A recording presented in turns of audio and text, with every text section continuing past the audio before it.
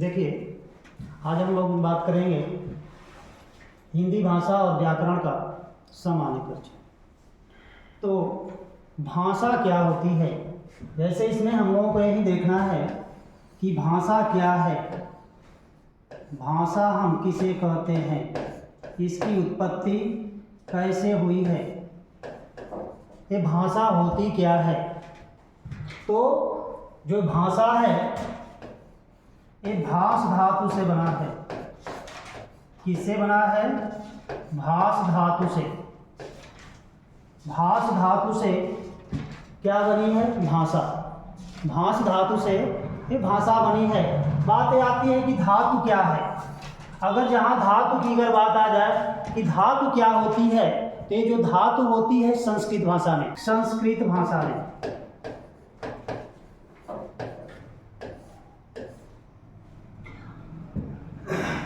ये भाष, इसका शाब्दिक अर्थ होता है, भाष धातु का शाब्दिक अर्थ होता है विचार प्रकट करना, जिसका शाब्दिक अर्थ है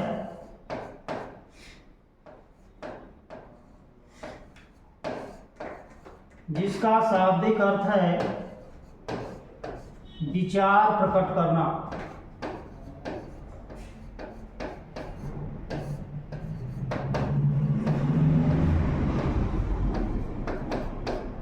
भाष धातु का शाब्दिक अर्थ होता है विचार प्रकट करना।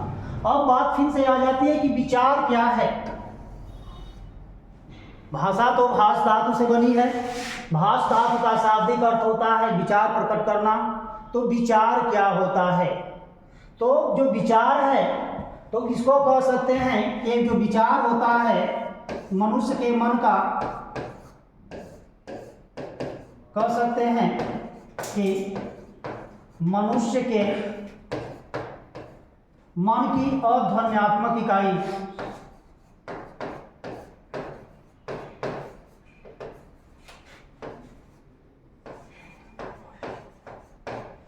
मनुष्य के मन की अध्वन्यात्मक इकाई को ही हम क्या कहते हैं? विचार कहते हैं। मनुष्य के मन की अध्वन्यात्मक इकाई ही क्या होती है? विचार होती है। अध्वन्यात्मक से यहाँ क्या तात्पर्य है? अगर ये देखा जाए कि अध्वन्यात्मक जो शब्द है इसमें 3 पदों का योग है, और जो ध्वन्यात्मक शब्द होता है इसमें 3 पदों का योग है। यह है अ, धन, ध्वनि, धन, आत्मक। अधन, ध्वनि, धन, आत्मक। जहां पर अ शब्द आता है तो अ का अर्थ होता है नहीं, ध्वनि का अर्थ है आवाज, आत्मक का तात्पर्य है स्वरूप लिए हुए, स्वरूप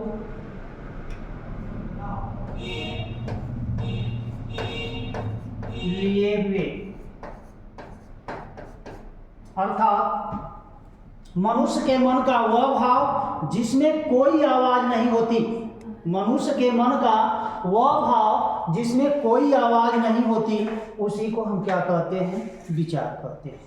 मनुष्य के मन का वह भाव, अ माने नहीं, ध्वनि माने आवाज, आत्मक माने होता है स्वरूप लिए। तो अर्थात ये कह सकते हैं कि मनुष्य का मन का वह भाव जिसमें कोई आवाज नहीं होती, वही क्या होता है? विचार होता है। उसी को हम क्या कहते हैं? विचार कहते हैं। तो अगर परिभाषा के रूप में अगर विचार की अगर बात किया जाए कि विचार होता क्या है, तो कह सकते हैं कि मनुष्य का वह भाव जिसमें कोई आवाज नहीं होती, वही क्या होता है? विचार होता है।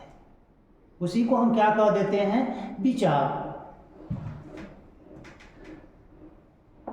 आगे देखा जाए तो इसी से हमारी जो है भाषा की जो है परिभाषा भी निकल जाती है कि ये जो भाषा शब्द था भाष धातु से बना है, जिसका शाब्दिक अर्थ होता है विचार प्रकट करना, और विचार क्या होता है? मनुष्य के मन का वह भाव जिसमें कोई आवाज़ नहीं होती, उसी को हम क्या कह देते हैं? विचार कह देते हैं। जैसे कहने का तात्पर्य यह है कि हमारे मन में इस समय क्या भाव है, आपको नहीं पता। आपके मन में क्या चल रहा है, हमें नहीं पता।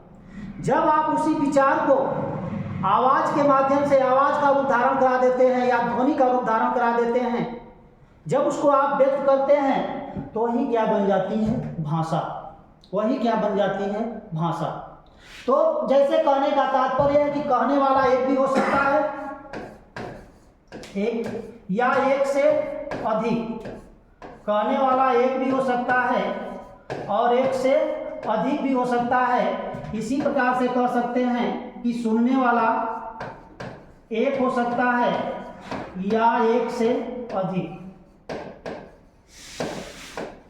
सुनने वाला भी एक हो सकता है या एक से अधिक, कहने वाला भी एक हो सकता है या एक से अधिक। तो आप कह सकते हैं, अगर परिभाषा की बात किया जाए कि भाषा की परिभाषा क्या होती है, तो आप कह सकते हैं कि जब भाषा वह साधन या वह माध्यम है, भाषा वह साधन या वह माध्यम है जो एक व्यक्ति या व्यक्तियों का समूह है दूसरे व्यक्ति या व्यक्तियों के समूह तक अपने विचारों का आदान प्रदान करता है, उसी को हम क्या कह देते हैं? भाषा कहते हैं। उसी को हम क्या कहते हैं? भाषा कहते हैं। जब एक व्यक्ति या व्यक्तियों का समूह है दूसरे व्यक्ति या व्यक्तियों के समूह तक अपने विचारों का आदान प्रदान करता है, जिस माध्यम से करता है, जिस साधन से करता है, वह इसी का नाम क्या है? भाषा है। तो इस प्रकार से आप जो है भाषा को परिभाषित कर सकते हैं कि अगर परिभाषा की बात किया जाए, इसे आप लिख सकते हैं कि भाषा वह साधन या वह माध्यम है जिसके द्वारा एक व्यक्ति या व्यक्तियों का समूह है। अगर परिभाषा की अगर बात कर लिया जाए भाषा के परिभाषा की, कि भाषा की परिभाषा क्या होती है, तो कह सकते हैं कि भाषा वह साधन या माध्यम है जिसके द्वारा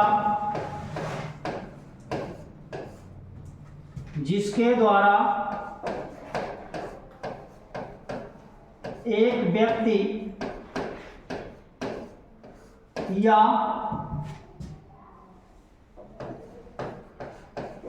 व्यक्ति या व्यक्तियों का समूह है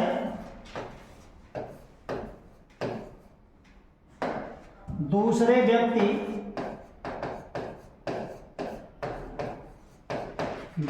व्यक्ति या व्यक्तियों का समूह है या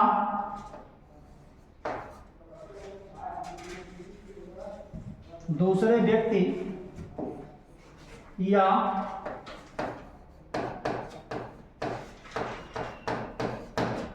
व्यक्तियों का समूह है तक अपने विचारों का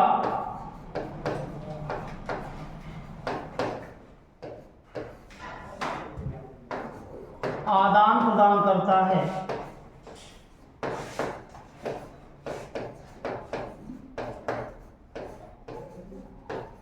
आदान प्रदान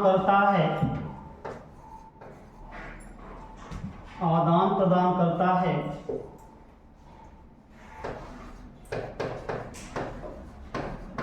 उसे भाषा कहा जाता है।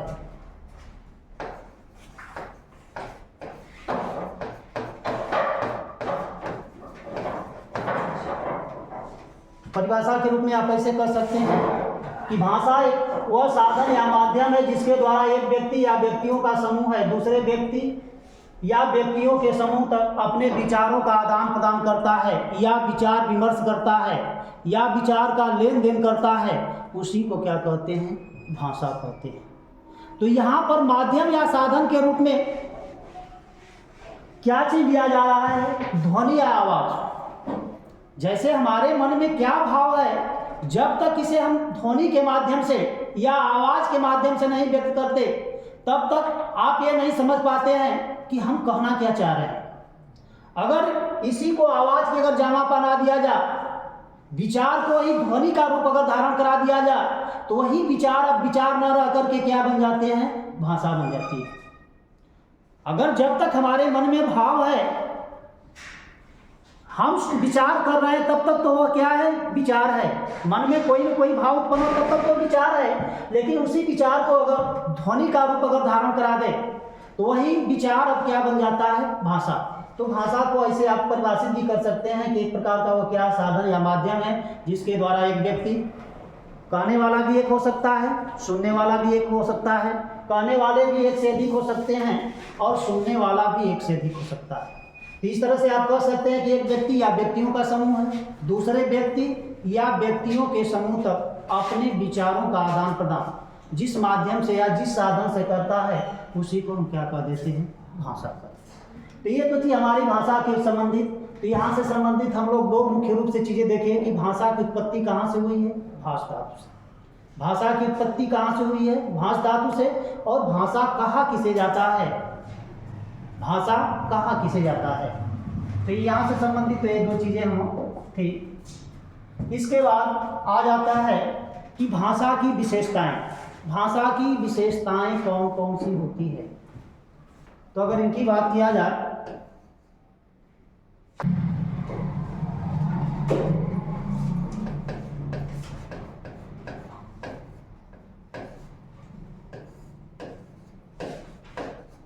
भाषा क्या होती है? अर्जित संपत्ति होती है। जो कुछ भी हम लोग करते हैं, कहीं ना कहीं से उसे क्या करते हैं? ग्रहण करते हैं। और ग्रहण कहाँ से करते हैं? समाज से। तो दूसरी विशेषता आप कह सकते हैं कि भाषा एक सामाजिक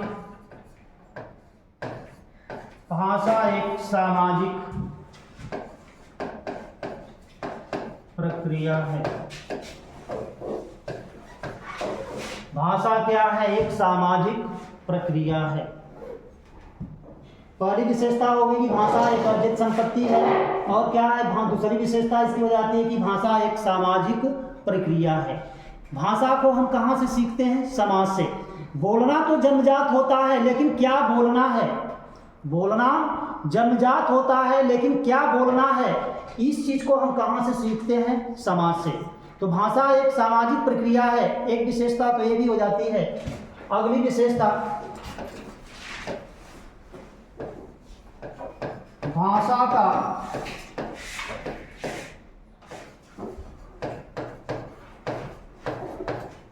अंतिम स्वरूप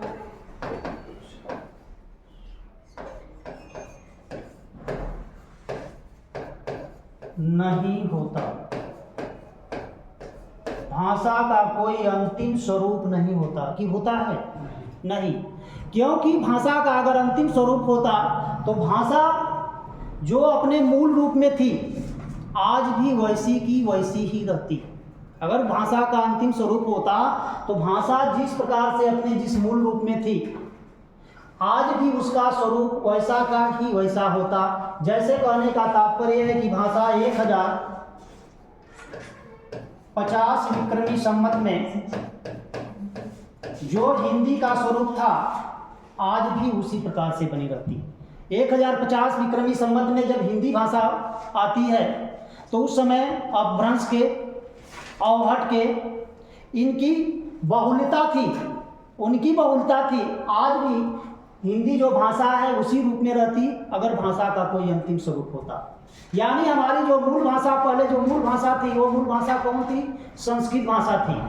अगर इसका स्वरूप परिवर्तित नहीं होता, अगर इसका स्वरूप, इसका अंतिम स्वरूप होता, तो कहने का तात्पर्य यह है कि यह आज भी संस्कृत में ही भाषा रहती। जैसे संस्कृत से पाली आई, पाली से प्राकृत, प्राकृत से अपभ्रंश, अपभ्रंश से होते हुए कौन सी भाषा आती है? हिंदी भाषा आती है। तो भाषा का अंतिम स्वरूप नहीं होता।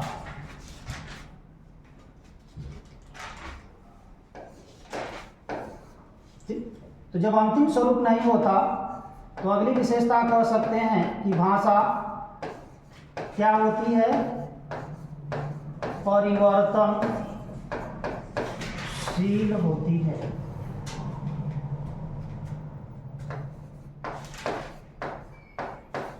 भाषा परिवर्तनशील होती, जब अंतिम स्वरूप नहीं होता उसके रूप में परिवर्तन होता है, तो इसका मतलब अगली विशेषता इसी से जोड़ करके देख लेंगे कि भाषा परिवर्तनशील होती है। भाषा क्या होती है, परिवर्तनशील होती है। इसके रूप में परिवर्तन होता है, इसके स्वरूप में क्या होता है, परिवर्तन होता है। लेकिन भाषा का अंतिम स्वरूप नहीं होता। भाषा परिवर्तनशील जरूर होती है, लेकिन भाषा का मानक स्वरूप जरूर होता है।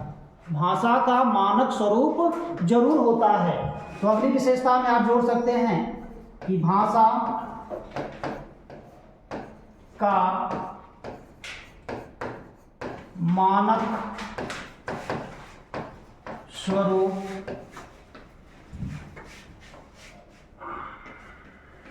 भाषा का मानक स्वरूप जरूर होता है।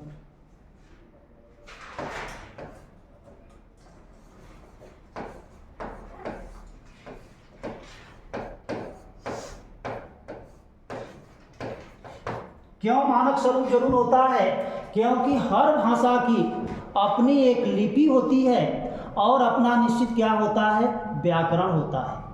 हर भाषा का अपना एक निश्चित लिपि होती है और निश्चित उसका क्या होता है, व्याकरण होता है, जो उसको जो है मानकीकृत करता है। जैसे हिंदी हमारी भाषा है तो हिंदी भाषा की लिपि क्या है, देवनागरी लिपि है। इसमें जो है वर्णों को मानकीकृत किया गया है, वर्णों को मानकीकृत किया गया है कि किस वर्ण को किस प्रकार से लिखना है। इसको मानकीकृत कौन करता है, लिपि करती है। जैसे अगर आप कहा जाए कि ई, तो आप जो है क्या लिखते हैं, इस प्रकार से ई लिखते हैं। आपसे कहा जाए क, तो आप इस तरह से बनाते हैं। ऐसा तो नहीं है कि आपसे क कहा जाता है आप लिखते हैं इस नहीं, क्योंकि हर वर्णों का अपना मानक स्वरूप होता है। जो कोई भी भाषा होती है तो उसकी निश्चित लिपि होती है और उसका निश्चित व्याकरण होता है। जो वर्णों को क्या किया जाता है, इसके द्वारा मानकीकृत किया गया है। हर वर्ण का अपना अलग अलग क्या होता है, एक स्वरूप होता है। तो एक विशेषता हो जाती है कि भाषा का मानक स्वरूप जरूर होता है। अगली विशेषता देख लिया जाए, भाषा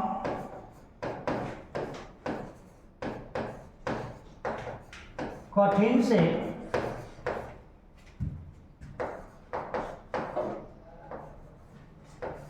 सरल की ओर, भाषा कठिन से सरल की ओर अग्रसित होती है।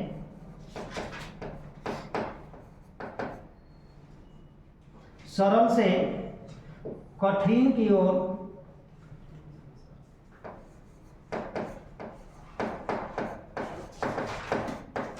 अग्रसित होती है। कोई भी भाषा हमें कठिन जब तक लगती है जब तक उसके विषय में हम कुछ नहीं जानते हैं। लेकिन जैसे ही अगर हिंदी भाषा की अगर बात कर लिया जाए तो जब हमें वर्णों का ज्ञान हो जाता है तो वर्णों से हम जो है शब्द बनाना सीख जाते हैं। शब्दों का उसके बाद ज्ञान हो जाता है तो वाक्य बनाना सीख जाते हैं। तो जैसे जैसे इनके विषय में हमें जानकारी होती जाती है वैसे वैसे जो भाषा होती है हमारे लिए क्या लगने लगती है, सरल लगने लगती है। तो भाषा कठिन से सरल की ओर होती है, न कि सरल से कठिन की ओर अग्रसित होती है। जो भाषा अग्रसित होती है किधर से, कठिन से सरल की ओर जो है क्या होती है, अग्रसित। ये भाषा की मुख्य रूप से 5-6 विशेषताएं तो और हैं, और इन्हीं से जोड़ करके कि भाषा जो है अजीत संपत्ति है, भाषा एक सामाजिक प्रक्रिया है, भाषा का अंतिम स्वरूप नहीं होता। लेकिन अगली विशेषता है कि भाषा परिवर्तनशील होती है। भाषा क्या होती है, परिवर्तनशील होती है। दिन प्रतिदिन में भाषाएं जो होती हैं उसमें जो है धीरे धीरे क्या होती है, परिवर्तन होता रहता है। तो आप कह सकते हैं कि भाषा परिवर्तनशील होती है। तो अंतिम स्वरूप नहीं होता, परिवर्तनशील होती है, लेकिन भाषा का मानक स्वरूप जरूर होता है। क्योंकि हर एक भाषा का अपनी एक निश्चित लिपि और निश्चित क्या होता है, व्याकरण होता है, चाहे कोई भी भाषा क्यों ना हो। अगला हो जाता है कि भाषा कठिन से सरल की ओर अग्रसित होती है। ये था 5-6 पॉइंट आपका मुख्य रूप से विशेषताएं, भाषा की विशेषताएं।